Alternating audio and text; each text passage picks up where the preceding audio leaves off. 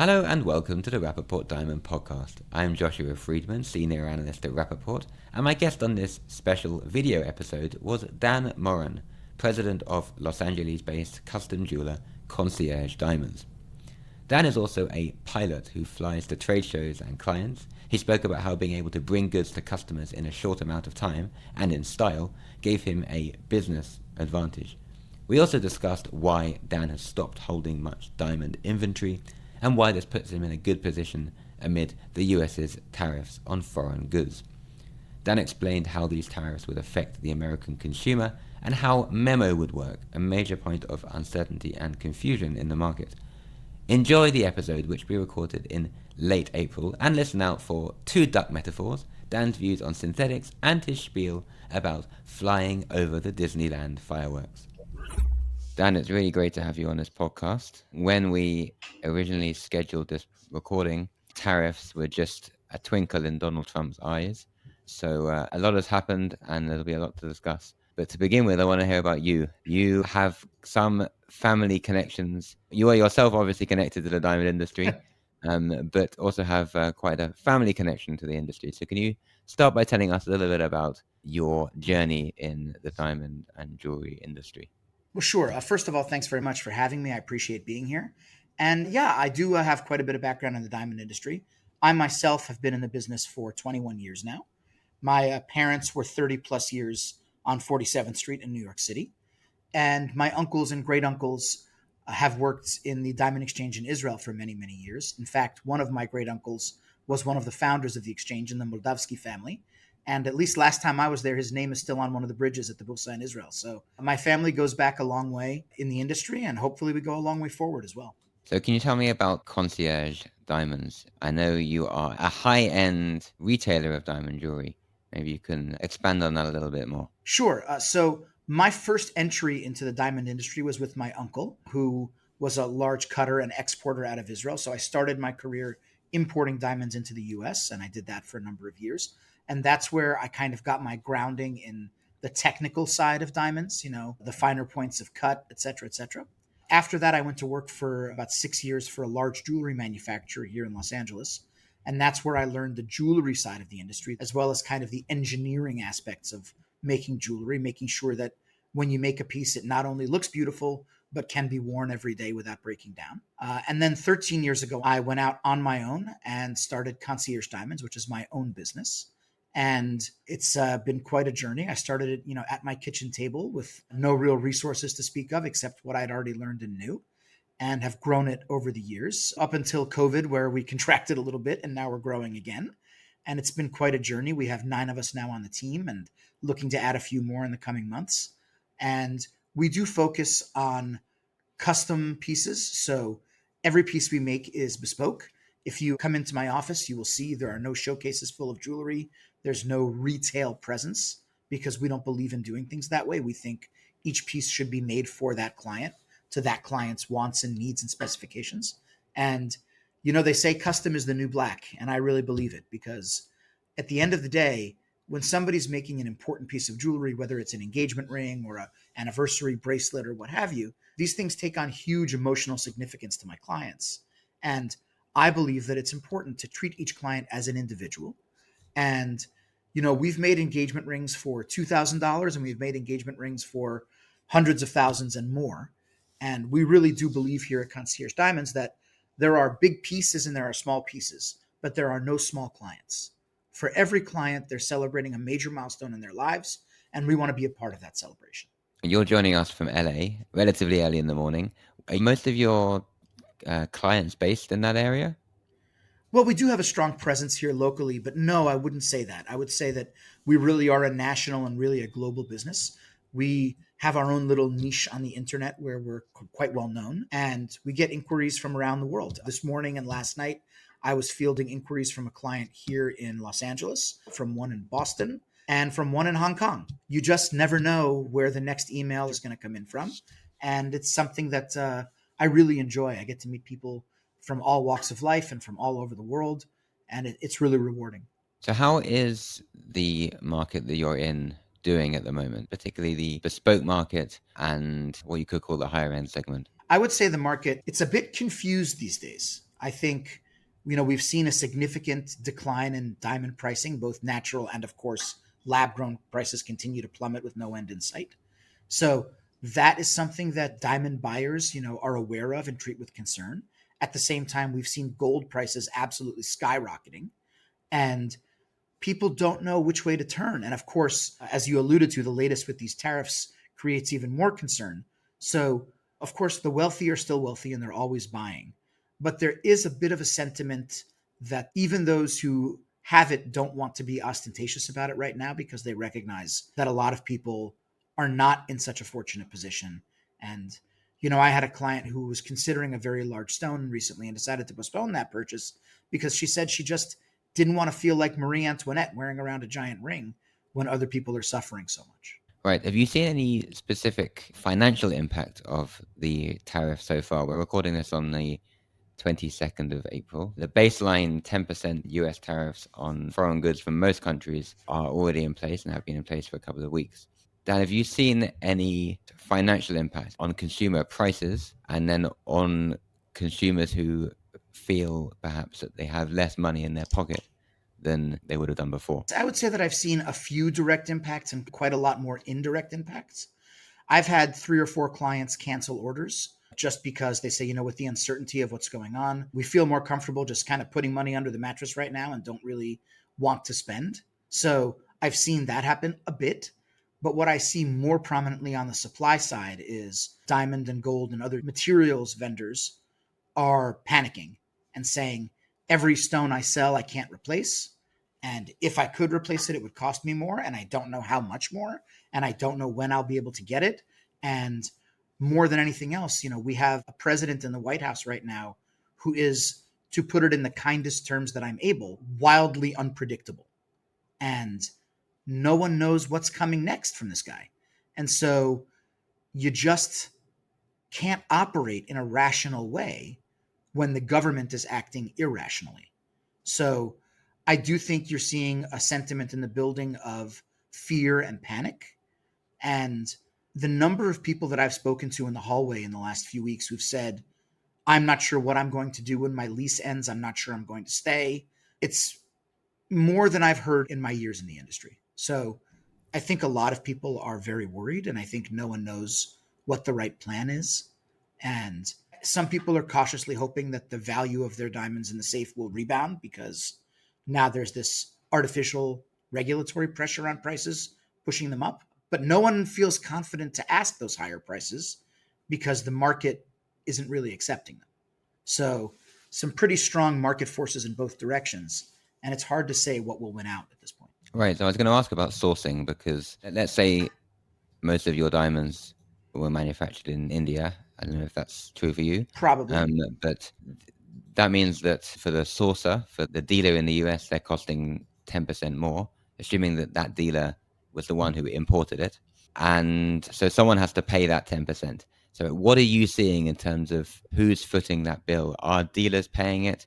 Are they trying to pass it on to consumers, or you say that it's pretty hard to do that? How are these costs being spread across the supply chain? Well, I mean, obviously, you're right. Someone has to pay that. And 10% is challenging, but of course, it pales in comparison to what supposedly is going to be coming in another 70 days or so. So there's a bit of sentiment of we'd better stock up now before it gets any worse. I know that dealers and importers are buying and they're paying the higher prices and just counting on being able to get those higher prices when consumers don't have a choice.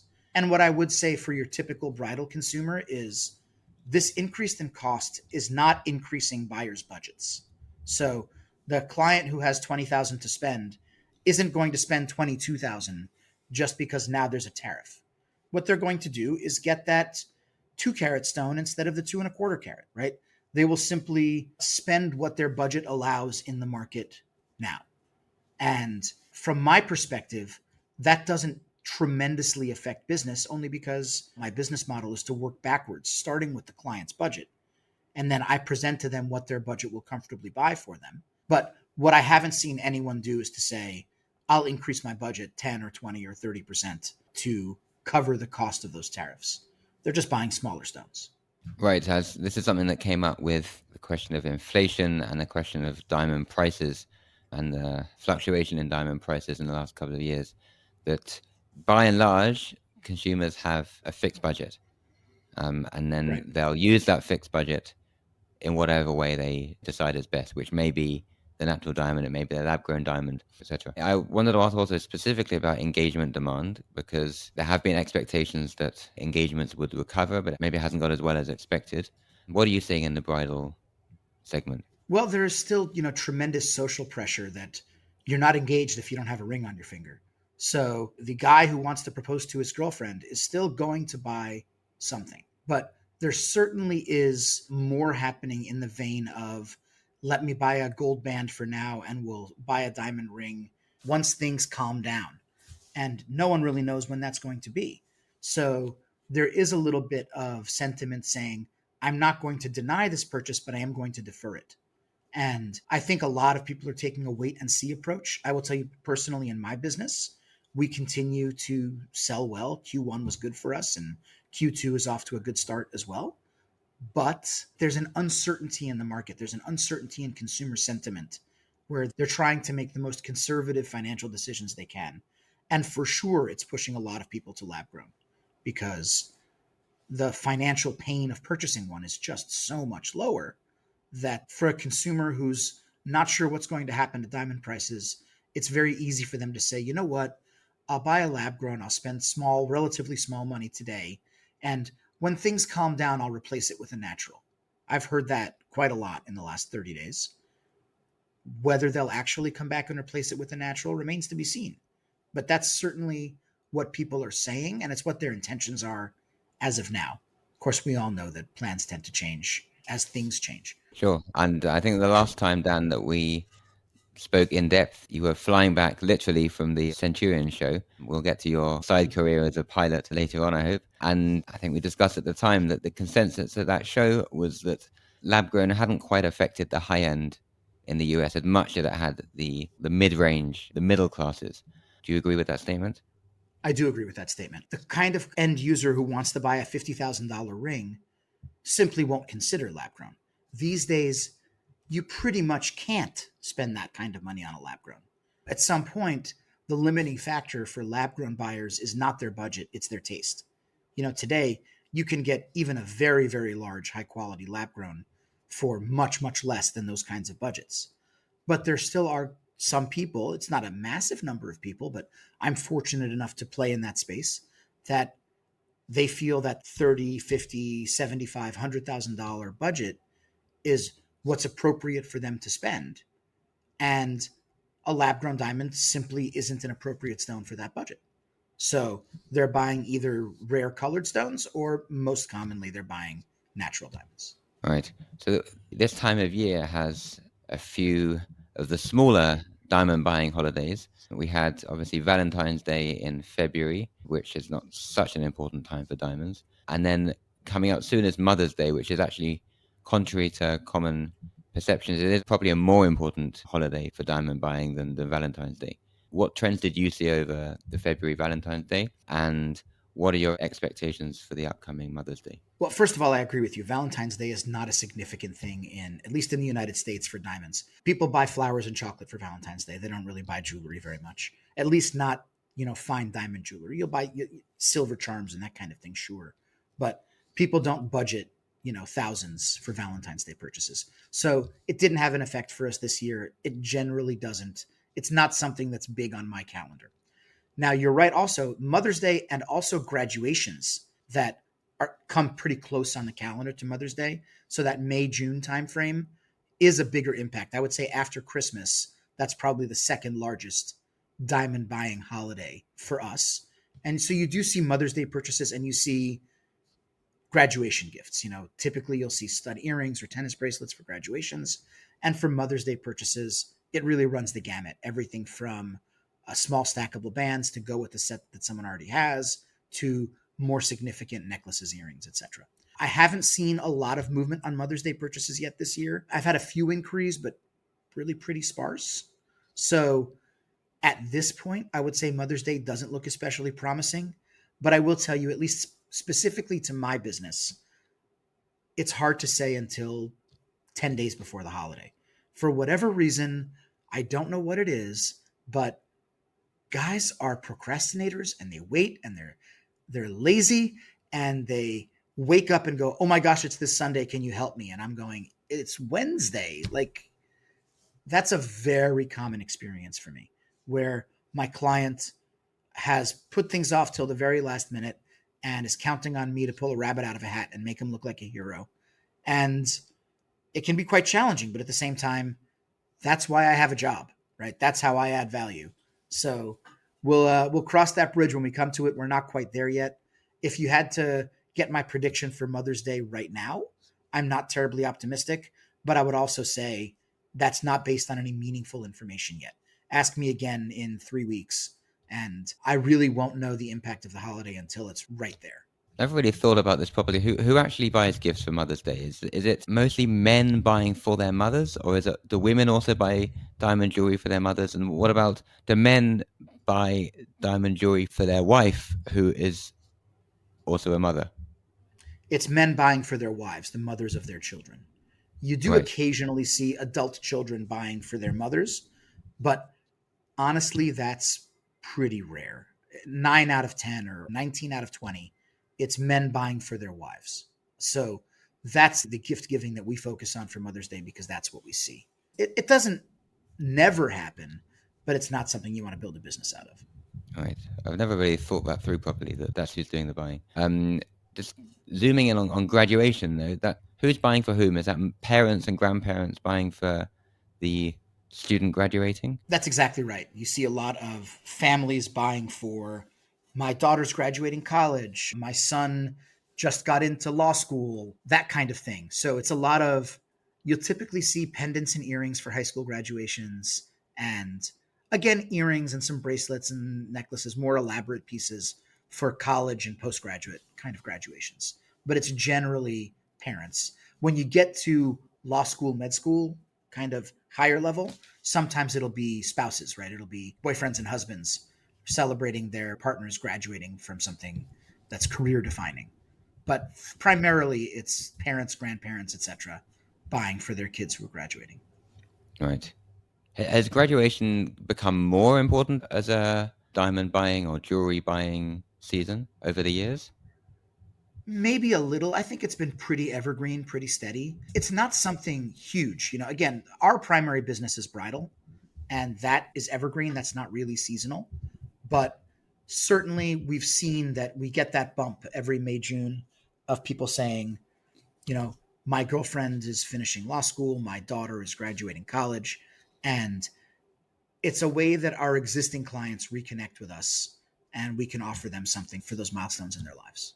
Right. And what trends are you seeing at the moment in bridal? What sort of shapes and colors and clarities are people buying? Well, there's been a move back towards minimalism. We're seeing a lot of solitaires. Bezels continue to be popular. They have been for the last year or two, and that continues. Yellow gold is more prominent than it's been. That's been on the rise for a while now, and that continues to happen. Although I am seeing a bit of a pivot lately to platinum, just because gold prices have gone so high. I looked yesterday, they were over 3,400, which, correct me if I'm wrong, but as far as I can tell, that is the highest price gold has ever had ever in the history of ever, right? So I think so. that's deterring people when you tell them, gold is more expensive now than it was during the Roman Empire. People sit up and listen to it. So that's pushing some people towards platinum, but nonetheless, yellow gold remains quite strong. And we're seeing, of course, round is always popular. Oval continues to be the it girl, the kind of the trend that won't stop. Elongated radiants are quite popular. And we're seeing, at least in our business, I'm seeing more and more people asking for antique cuts, old minors, old euros, and transitional cuts. That's something people are really looking for.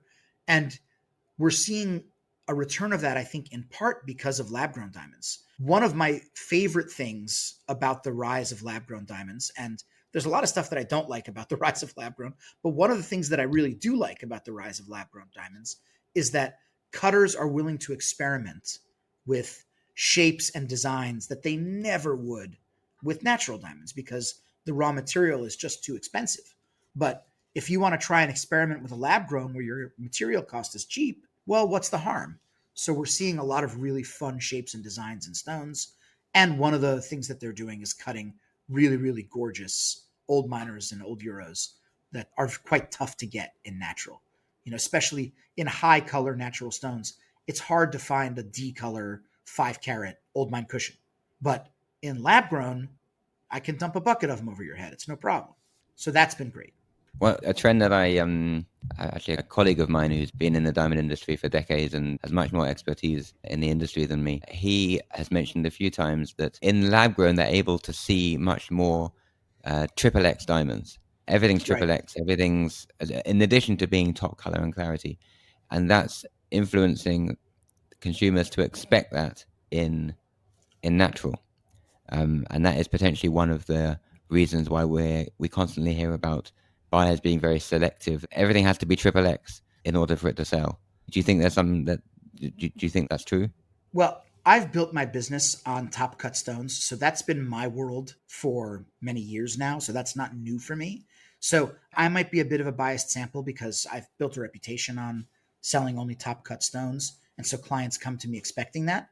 But I would say that my experience is even a bit more stark than that. My typical client tells me triple X is not good enough. Triple X is too broad a categorization. And, I often have the kind of clients who come to me and say, 61 table, what is GIA thinking? How could they assign this a triple X? And trying to lecture me on the finer points of cut. So we have a lot of clients who are big believers in what's often called these super ideal cuts. And I have to talk them down off that ledge and remind them that there is such a thing as diminishing returns when you start optimizing cut quality, which is to say, there are these vendors out there, whether it's Brian Gavin or White Flash or Jean Paul, some of these retailers who've built their reputations on super ideal cut stones. And that's all well and good, but they tend to charge a huge price premium for that. And so one of the messages that I give my clients is, yes, having a really well cut stone is important, but if that extra 1% light return difference between a GIA triple X and your super duper ultra mega giga cut stone that you found is 1% light return, okay, that's not nothing, but don't pay 25% more to get it.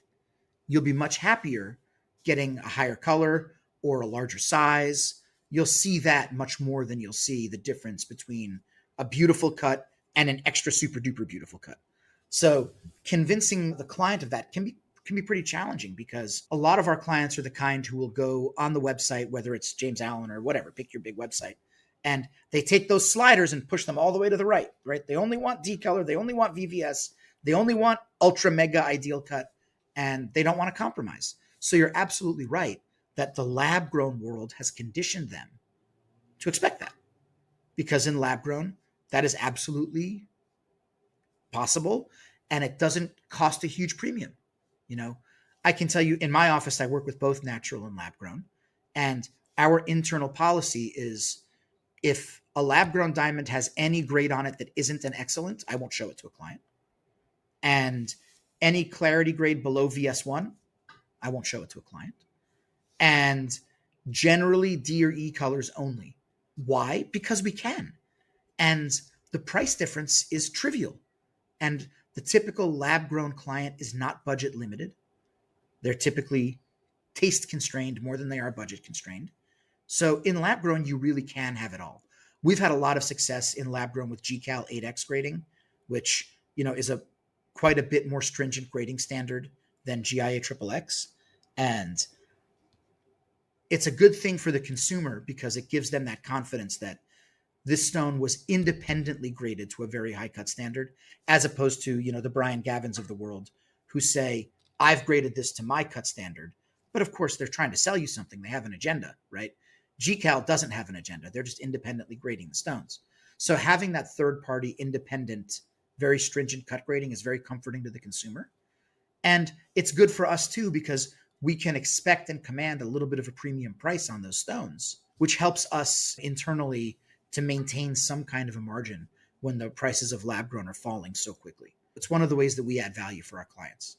Right, I'm pleased you brought that up because I was going to ask about GCAL and the 8X. You're saying there are suppliers that grade their own diamonds as ultra, super, mega, ideal, whatever it is. But there's also GCAL. I'm not aware of any other labs actually that that have anything beyond the either GIA 3X or the ideal cut? Yeah, no, GCAL is the one that comes to mind for me. And of course, GCAL is really only a player in the lab grown space. And I've gotten to know the folks at GCAL quite well. I consider Angelo Palmieri, the president, a friend. I think he's a great guy. And we've talked about this. And basically, what he tells me is we would love to grade natural stones 8X, but it's so costly to cut them to that standard that almost nobody ever actually does it. So we just don't see a lot of natural stones submitted to us that are cut well enough to get the grade. But in lab grown, your material cost is so low. If it takes your stone down in carat weight, nobody cares. They cut it anyway. So cutters are cutting that GCAL 8X standard. And one hidden benefit of it that I see in lab grown is the lab grown producers will only cut their best material stones that way. No one's going to take a stone that's hazy or that has strain lines or striation or phosphorescence and invest the extra labor into cutting it to 8X. It's not worth it. Those stones go to IGI and get sold on the big websites. They're only taking their top material to spend the expensive labor to get that 8X cut. So not only does showing my clients an 8X stone guarantee the best cut in the market, but it also guarantees the best material just because of market forces. So it's a great way to tell the client, hey, if you get one of these, you're good. You don't have to worry about it. And why do you offer lab grown in the first place? What persuaded you to get involved? You know, I'm reminded of when Bonnie and Clyde were asked, why do you rob banks? And they said, because that's where they keep the money. My job is to serve my clients. It's not to dictate to them what they should want or what they should be buying. You know, there's an old cliche in business. They say the customer is always right. And I don't agree with that. The customer is not always right, but the market is always right. Customers as a group are always right. And if the market is telling you this is a product that we want to buy and you're not selling it to them, they're just going to go buy it from somebody else. And I resisted for years selling lab grown diamonds and I turned clients away. And it was only when two things happened that I changed my position on that. The first was the price difference, the delta between natural and lab grown became sufficiently tempting that I thought it was worth it. You know, when lab growns were 20, 30% cheaper than a natural, I told my clients, this is not sufficient savings to justify the fact that these stones don't retain value. I would rather see you pay the extra 20%, buy a natural that will hold value, because it is well understood lab growns will hold no value, right? Whatever you spend on a lab grown today, it's worth zero tomorrow. And I tell my clients that. I tell them, if you buy a natural diamond from me and you come back to me next year to upgrade it, I will give you credit. If you buy a lab grown, I will not give you $1 tomorrow. I make that very explicit. So when the price difference was small, that wasn't justified. But today, you know, you're talking about a price difference of 20 cents on the dollar, sometimes 10 cents on the dollar between natural and lab grown. That's compelling. And the other thing that changed was the technology of manufacturing lab growns has improved so much, so rapidly, that the quality finally got to a level where I was comfortable telling my clients, these look like beautiful diamonds. They don't look like the redheaded stepchild of the diamond world. You know, 5, 6, 7 years ago, I could often look at a stone and just intuitively say, that doesn't look right. I think it's a lab grown. Today, nobody can do that. They look perfect. So the reduction in price at the same time as the increase in quality drove me to say, okay, this is something that I can now work with and not feel guilty that I'm somehow abusing my client's trust by offering it to them. And so I'm professionally agnostic on natural versus lab. I really do believe that if my client comes to me looking for a natural diamond, he's right. And if my client comes to me looking for a lab grown diamond, he's right. And there are valid reasons to buy either one. And I do regularly get clients who say, you know, I'm not sure. What do you advise me to do? And I spend the time to talk them through the differences and just say to them, look, you will spend a lot less to get a lab grown than you will a natural, but the lab grown will hold no value in the future. And you have to decide, do I care about that or not? And that's not a gemological question. That's a question of personal values. And so I can't make that distinction for my clients. If you ask me personally, I like the idea of natural diamonds for bridal because that engagement ring becomes a family heirloom that's passed to the next generation. And I personally like the idea that when I pass my wife's ring to my children one day, that it's worth something, not just sentimentally, but materially. But today, if you're looking for a pair of hoop earrings or a tennis bracelet with the kind of stone sizes and qualities that typically wouldn't be heirloom quality stones anyway, it's a little bit more challenging for me to justify to the client why they should spend $5,000 on a pair of hoops when they could spend $1,500 to get something just as gorgeous. And we kind of all know it's not going to retain that stone value anyway. Do you make bigger margins on lab grown than on natural? The margin is larger, but of course the average ticket is much smaller. So, it kind of balances out. Again, I kind of try to fool myself and shield myself from that knowledge when I'm working with the client, because my margin shouldn't be their concern. Their concern should be what value are they getting. And I really do try very hard when I'm working with my client to be the client's advocate, because at the end of the day, no matter what the client chooses to buy, if they're buying from me, I'm winning. So do I win huge or do I win small? I don't care. I care about winning the relationship and maintaining that client's trust so that we'll be there for each other in years to come. I was going to ask, do consumers ever challenge you on your claim that natural diamonds will retain value? Of course they do. Of course. How do you respond? The modern media has conditioned them to say, oh, this is all a scam. And, I spent quite a lot of my time on the internet fielding people's questions about diamonds. And there are websites on the internet, and I won't name and shame, where if you express any view other than lab grown good, natural bad, you are a shill and you are a representative of big evil corp. And it's personally your fault that children in Africa are dying, right? There's the social justice warrior aspect comes out strong.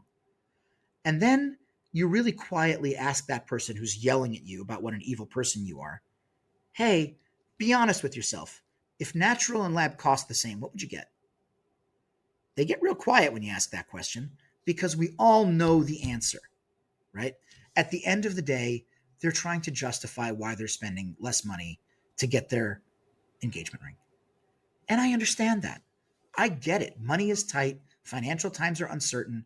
And whether you're spending $5,000 or $500,000 on your ring, you have a budget. But let's just be honest with each other about it. Okay, I'm trying to maximize what I get for my budget. I got it. I think the lab-grown industry has done a tremendous PR job of convincing millennials in the United States that lab-grown diamonds are more ecologically and ethically sound than natural. Those of us in the industry know that that's not as clearly true as they would like it to be. That's a much murkier question than the lab-grown industry would have you believe. And I will say that the natural diamond industry has done a terrible job of telling their story, of saying, here is how natural diamonds help African countries raise themselves out of poverty, and here's the good that they do in the world, and here's the ecological work that De Beers is doing in reclamation and restoring mining sites, and all these things that the natural industry is doing. And I won't bore you because, of course, you already know all this. And we're here at Rapaport. We're not at Newsweek. The people who are watching this will already know what I'm saying.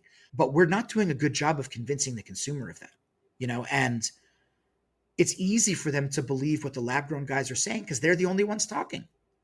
And I really do wish that we did better on that. I saw that De Beers committed to spending $20 million on ads last year to promote the natural diamond story. $20 million is nothing. It's nothing. It's a drop in the bucket. It's nothing. We as an industry, if we want people to value what we value about diamonds, we have to do much better at communicating that, because the days of a diamond is forever are gone and they're not coming back. Right. Focusing on natural diamonds, what can you tell us about how you source loose, and do you buy loose? Do you buy finished jewelry? And given your bespoke focus, you're buying loose, right? I am. Yeah. And I do have some manufacturing partners that I will buy finished pieces from. It's taken many years to vet them for quality and for consistent pricing and for all that stuff. But there are people that I work with that I feel comfortable with their finished pieces. So I offer those to clients. But 49 out of 50 pieces we're making ourselves. So I'm buying loose. Now, an interesting change in my business. I've stopped really stocking inventory. I traditionally would always carry inventory of loose so that I had on hand whatever the client would need. But about 3-4 years ago during COVID, I saw the writing on the wall as prices spiked as they did in 2020 and 2021, that this is simply not sustainable. This doesn't make any sense. And I made the decision then to pare down my inventory. And as I started paring down my inventory, I realized it didn't impede my business in any way to have less inventory. I was able to source on memo here in my building whatever I need for my clients on a moment's notice. If you have a good reputation in this industry and your credit is good, it's not difficult to get great stones. So I said to myself, well, why do I need to have stones in the safe in that case? Yes, I give up a few points of margin by taking stones on memo rather than buying them for stock. You know what? That's a small price to pay, not only for not having the financial burden of carrying inventory, but really it helps me to be a better advocate for my client. Because I think that when you own a stone, and let's say I'm showing 2-carat rounds to a client, and I have 6 stones that I'm showing and I own 2 of them. Well, subconsciously, I'm going to try to push the client to those 2 stones because everybody wants to sell their own inventory for better margin, et cetera, and so forth. Nobody wants to generate a payable if they can avoid it. Now, if I'm showing 6 stones, I own 0 of them, which lets me get away from being on my side of the table and move myself to my client's side of the table. Now I can say to my client with a straight face, I have no preference financially. I have no motivation in which stone you buy. The way I express it to them is I say, look, as a parent, I love all my children. I want you to adopt the one that's right for you. I don't have an agenda. So it lets me be a true and proper advocate for my client.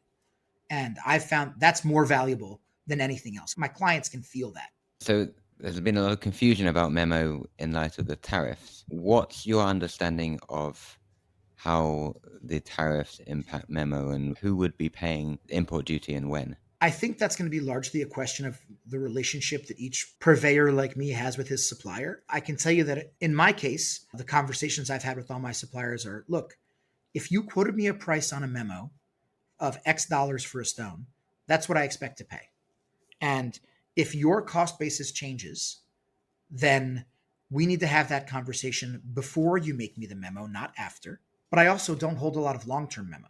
So it's all memo for call.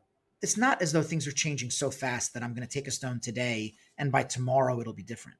I have had some, especially on the lab-grown side, where some of these retaliatory tariffs have gotten to be really wild, really onerous. Say, hey, anything that's not reported is sold by Wednesday, we're repricing it. And you know what? Fair enough. So what does that make me do?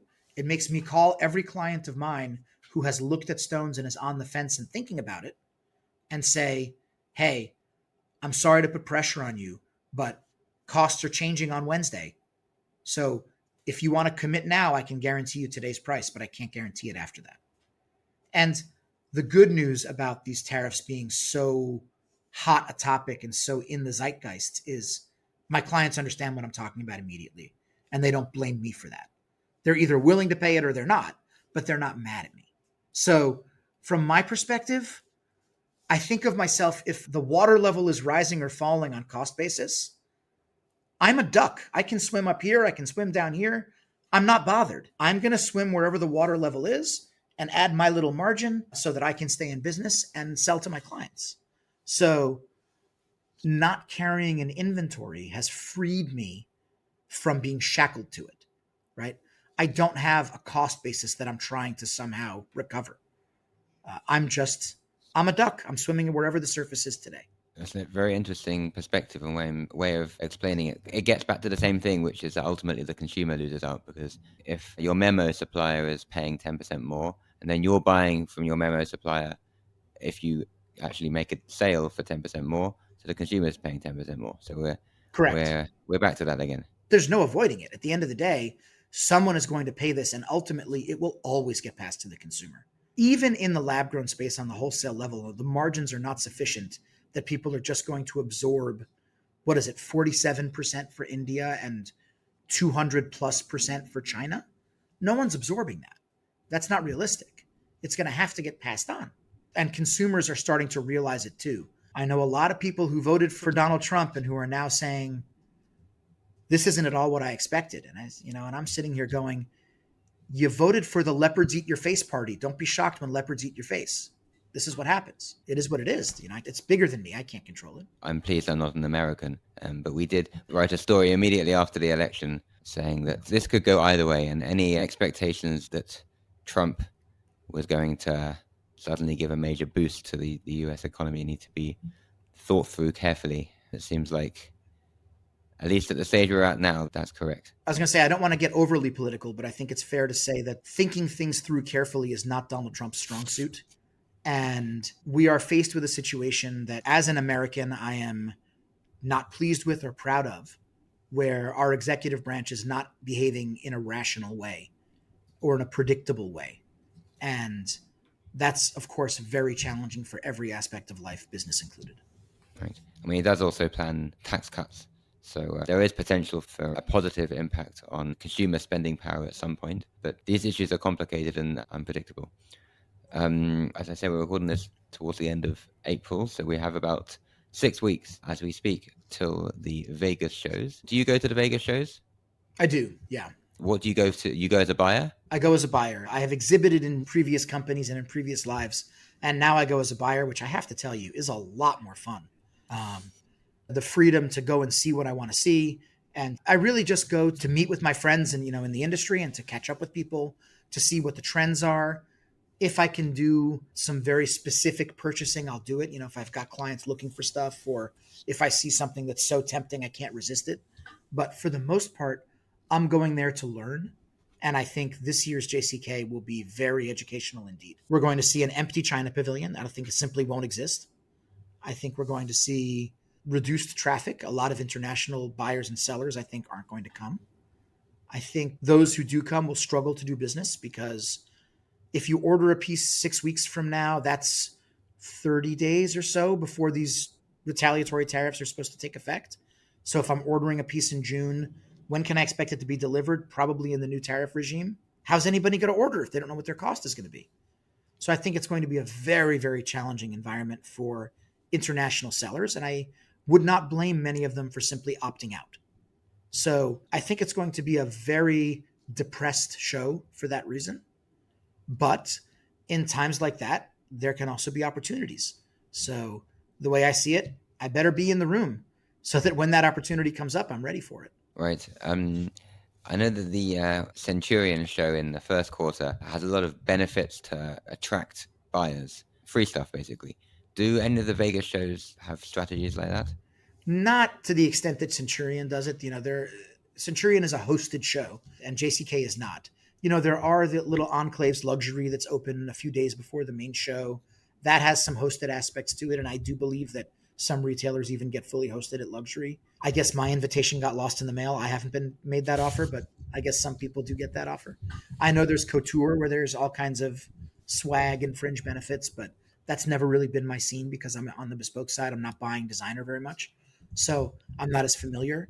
And JCK proper, no, not really. I do think for a lot of domestic jewelers, people go for the reasons that I've mentioned, and also because it's kind of their scheduled reunion and social time, and it's Vegas and people enjoy it. But I do think we're going to see a lot of people at the show this year just coming to say hi and not really pulling out their checkbooks. Will you be flying your own plane to Vegas? Listen, I didn't learn how to fly an airplane and buy one so I could drive. Of course, my airplane has changed every aspect of my business, and this is no exception. My team and I will arrive in style. So just as an introduction to this, you are a pilot? I am. Expand on that. I better you saying this than me. Sure. I was that kid who, as soon as I could talk, every time I point at the sky and go, airplane! I was always that kid who was obsessed with it. And it was something that I always wanted to do. I used to ride motorcycles pretty enthusiastically when I was younger. And through that hobby, I met a group of people who were pilots. There tends to be a lot of overlap between pilots and motorcyclists. Partially, it's the same sensation, that lean to turn you feel in both. And people who are into that will find outlets for it. So I met some guys who were all pilots, and they were kind enough to take me along for a few joy rides as a passenger. And I absolutely fell in love with it. And at some point, they started kind of giving me side eye and going, "So are you going to do this for real, or are you going to sit, in the passenger seat for the rest of your life?" And I said to myself, I know this is an incredibly time consuming and expensive hobby, but if I wait until I have enough time and if I wait until I have enough money, I never will. That doesn't exist. So just do it. So I started taking lessons, and the rest is history. It completely changed my life. I've been flying for almost 12 years now. Started at a flight school where I got my licenses, and I rented airplanes for a while and would fly on the weekends just for fun. And then about 10 years ago, I bought my first airplane, and I've been moving my way up in aviation ever since. I'm on my third airplane now. And the airplane that I have now is very, very capable. It goes a long way. It's reliable in weather. And it's allowed me not only to pursue my personal passion for aviation, but it has dramatically impacted my business. I have clients all over the place, and the ability to travel to the client is hugely impactful, both because it lets me get into rooms that I wouldn't be able to get into any other way, and because candidly, the clients find it very sexy. When I get a call from a client in Arizona who says, I'm looking to buy a pair of 5 carat total weight studs, and I say to them, okay, I'll see you tomorrow. They, what? But for me, that's no big deal. I can jump in the airplane in a little over an hour. I'm there. I have the meeting. I grab lunch. I go home. I'm home for dinner. It's no problem. And one could argue, well, Dan, if you've got a client in Phoenix, you could also fly commercially and do the same thing.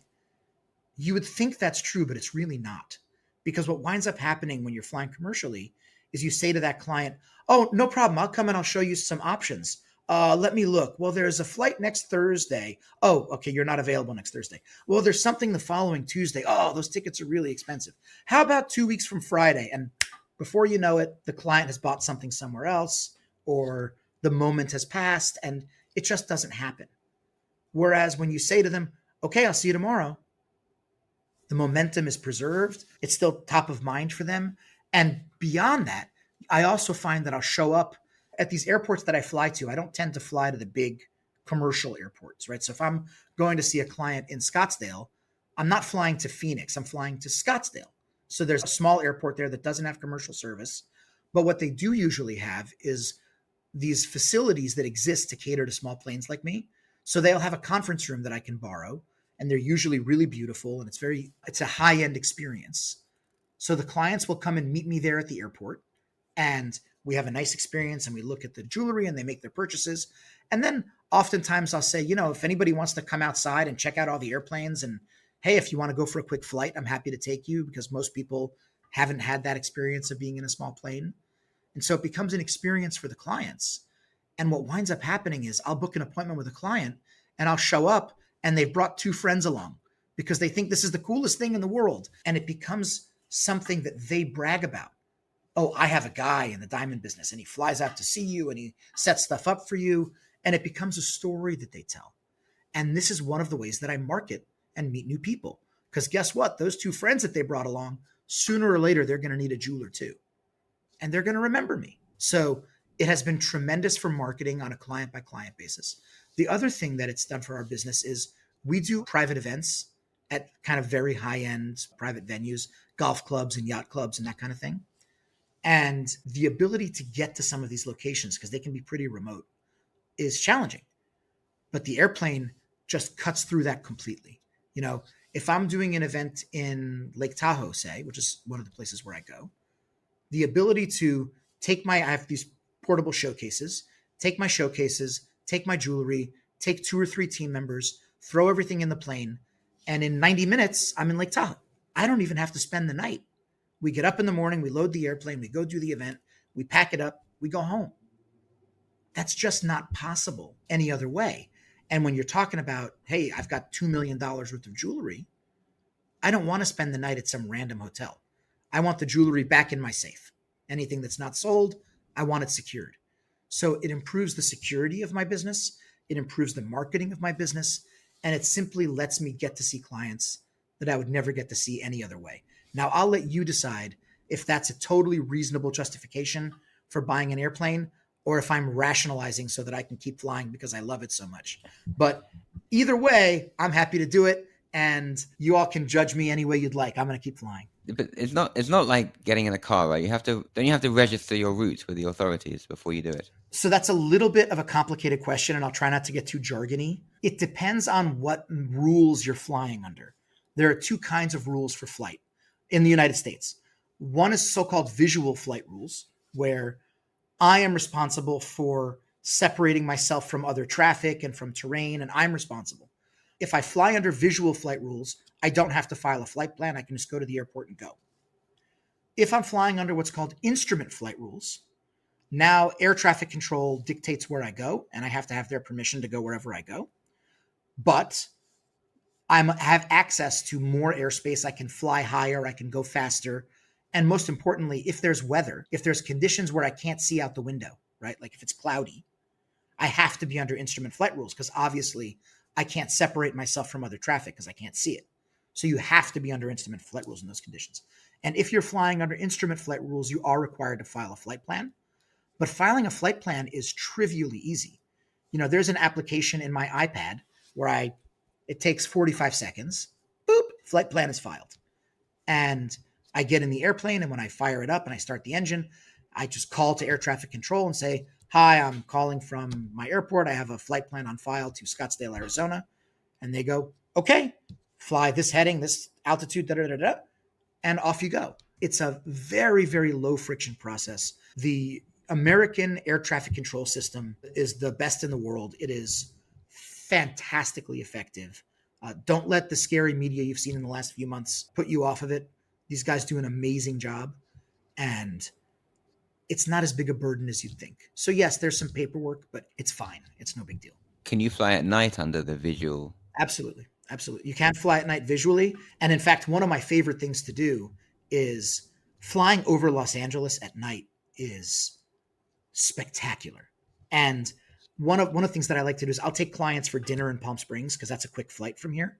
And it's a fun town and we have a nice dinner. And I always try to time it so that we're coming back and we're over Orange County between 9:35 and 9:45. Because if you're over Orange County at 9:40 p.m., the fireworks go off at Disneyland. And if you have a friendly air traffic controller that night, you can say, hey, do you mind if I do a few orbits and just check out the fireworks for a minute? And 7 times out of 10, they'll let you do that. So I'll just do a few circles around Disneyland and watch the fireworks. And if that doesn't make you feel like you're king of the world, I don't know what will. It is the best. I also have done this a few times, and I probably will this weekend if I can. I'll go and fly over Coachella during the music festival, which, believe it or not, is completely legal. Nobody stops you from doing that. And I've done it once in a smaller plane than what I have now. And I was 2,000 feet over the music festival, and I could feel the bass in the wings. The wings would vibrate from the speakers of the music festival. So just wild experiences that you can't have any other way. I don't want to be the party pooper, but what about the environmental impact? That's a fair question. I'm a very efficiency-minded guy, both in my business and in my life. So the airplane that I fly is about as efficient as you possibly can be. I would say I get equivalent gas mileage to a large SUV. So if you're driving an Escalade or a Yukon, I get about the same MPG that you get, but I'm going 300 miles an hour, right? So it's not nothing, but it's not a Gulfstream jet kind of fuel economy.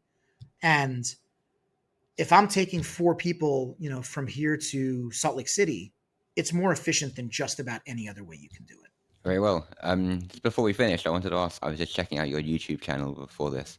You have a few items there that you get a lot of views there. What's your strategy for that channel? Well, my inspiration in my business and on that YouTube channel, it might sound a little strange when I say it, but my role model is Carl Sagan. Carl Sagan was a prolific astronomer, but I don't think anybody would ever say he was the best astronomer in the world. He was doing cutting edge research. What he was the best at is explaining it to the public and making them understand it and making them care about it. So I want to be the Carl Sagan of diamonds. I want to help the public to understand it and to care about it the way that we do. So my goal in my YouTube videos is to communicate information and also to communicate passion for the diamonds and for the diamond industry and for jewelry and for what we do. So I really try in my videos. If you look on my YouTube channel, you'll see I try very hard not to be promotional. My videos are not, hey, buy from me. Nobody likes that guy, so I don't want to be that guy. My videos are about, here's an aspect of diamonds that maybe you haven't heard about or don't understand. Let's talk about fluorescence. Let's talk about GCAL. Let's talk about, whatever it is. And I have found one of my mentors in the world of sales and in the world of business once said to me, salesmanship is like going to the park to feed the ducks. He said, if you go to the park with a loaf of bread, the ducks want the bread. You sit on the bench and the ducks will flock around you to eat the bread. But if instead of doing that, you chase the ducks down the path going, I've got bread, the ducks will run away. Don't chase the ducks. That's my business strategy. I try to share expertise with the public. And if they find what I'm sharing and the way in which I'm sharing it, kind of my vibe, compelling, they will call me. But I don't go and knock on people's doors going, hey, do you want to buy some diamonds? Because nobody likes that guy. I sit on the park bench and the ducks gather around, which can be a very stressful thing to do when the ducks aren't showing up. And that happens sometimes. But I fundamentally don't believe in chasing the ducks down the path.